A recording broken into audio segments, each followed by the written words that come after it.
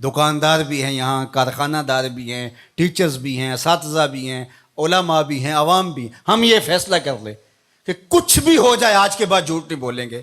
صبح ہی آپ کا شہر بدل جائے گا. انقلاب لانے کے لیے کوئی کہیں سے کوئی فلسفہ لانا پڑے گا جس کو پھر عملی طور پہ تنفیذ کے لیے اس کے لیے کوئی سیمینار کرنے پڑیں گے. حضور نے فرمایا کہ جھوٹ نہیں بولنا، یہ طے کر لیں تمہارا معاشرہ تبدیل ہو جائے گا. تم طے کر لو ہم اوروں کے لیے جئیں گے، صرف اپنے لیے نہیں.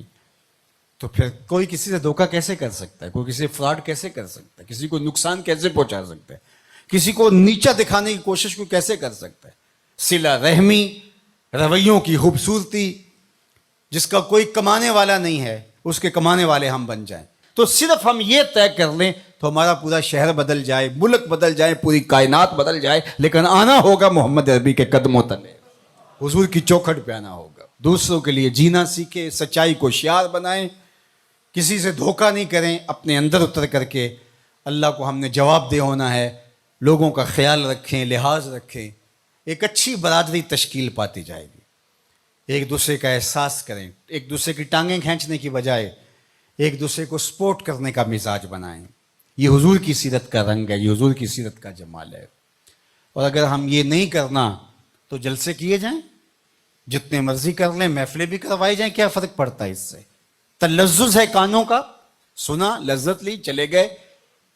اگلے ماہ پھر دوبارہ ایک محفل بپا کر لی، لذت لی، چلے گئے. سال بعد پھر جشن بپا ہوا، لذت لی، چلے گئے. ساری زندگی بھی گزار دیں گے، کچھ بھی نہیں ہوگا. لیکن اگر ہم نے طے کرنا ہے کہ یہ اس میں تو کوئی دوسری رائے نہیں کہ سچ بولنا چاہیے، یہ ہمارے نبی کی بھی تعلیم ہے. انسان اپنے ضمیر سے پوچھے، اندر سے بھی یہی آواز آ رہی ہے. اپنے دائیں بیٹھے شخص سے پوچھے، بائیں بیٹھے شخص سے پوچھے، اپنے استاد سے پوچھے، باپ سے پوچھے، ماں سے پوچھے.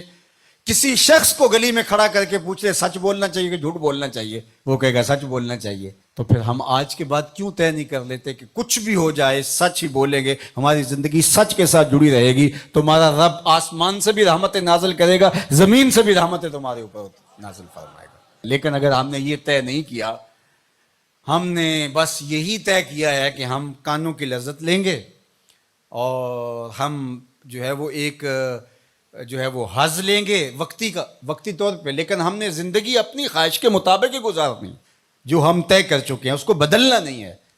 تو پھر کائنات کی کوئی چیز آپ کو نہیں بدل سکتی. اللہ اس کو نہیں بدلتا جو اپنے آپ کو بدلنے کی کوشش نہیں کرتا. اللہ اس کو ہی بدلتا ہے جو اپنے آپ کو بدلنے کی کوشش کرتا ہے. وہ فرماتا ہے میری طرف اگر کوئی ایک قدم چل کے آئے میں 70 قدم آتا ہوں، اور میری طرف اگر کوئی چل کے آ جائے اتیت ہو ہر والا، میری رحمتیں دوڑ کے اس کا استقبال کرتی ہیں.